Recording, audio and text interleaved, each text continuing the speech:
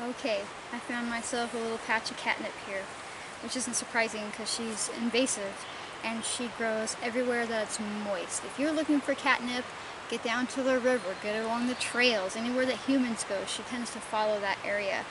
Definitely, I always find her amongst poplars, and most of these are, the huge black poplar above me.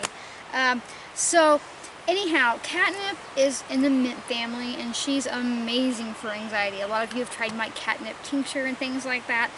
She's just a really mellow lady. She's a nervine, which means she calms you down. Now, a lot of people think of catnip and they think of cats getting horny, because that's what it does, is it makes cats get horny. But she is amazing for, again, anxiety. But if you take these leaves, particularly when she's a little bit younger, like maybe these plants down here, these little younger guys, you can pick these leaves and cure them, and you can smoke them. And I know when we were kids, everyone's like, oh, I tried to smoke catnip and get high and it didn't do anything. But that's because you were using the really gross, old, adulterated stuff that they sell in the store for cats.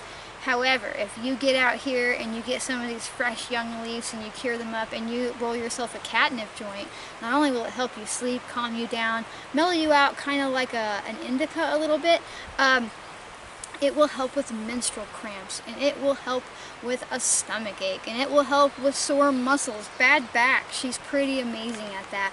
Now, one way that you can help identify catnip, other than her very distinct, almost skunk-like smell, is, let me get him to come in here, or hand me the camera actually, is a neat thing about mints is they all have square stems. See, check that out. Isn't that cool? You know, every mint, every type of mint, even if it doesn't smell like a mint, has a square stem. She also has very specific heart-shaped with jagged, like lion-like teeth. And she's a little fuzzy. She's got a bit of a fuzz to her leaf. She's not shiny. Well, I mean, she's a little shiny, but you know what I mean. Like, she feels soft. She feels soft. And so at this stage, I would make a tincture out of her. Let me hand this back to my husband. I would make a tincture out of her when she's this age. And then when she blooms, I also like to make a tincture specifically out of the blooms, because I feel like she's more specific for like sudden anxiety attacks.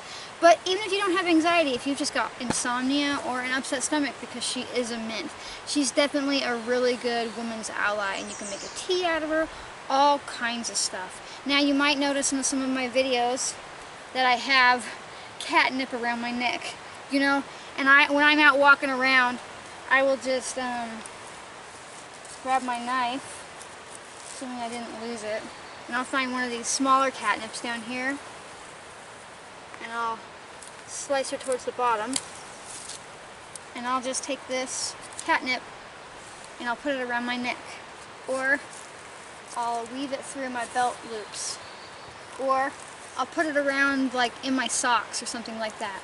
Now, the reason I do this is because she's got some pretty heavy volatile oils to her, which means she smells. And there's a difference between, she has a fragrance. Something can have a smell without having a fragrance, but she has high volatile oil content, and it's a natural insect repellent. That's what volatile oils mainly do, is they repel insects.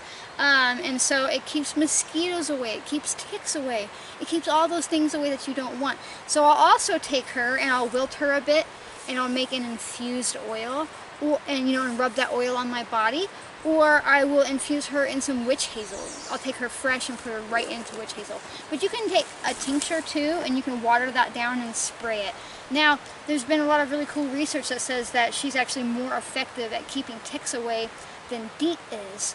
But DEET lasts forever once you put it on. If you make something out of catnip to keep these creepy crawlies away, you need to be putting it on every 15 to 20, 30 minutes max to keep them away. But you know, I would rather have to do that than get cancer from using DEET, right? So you can make some amazing medicine out of catnip.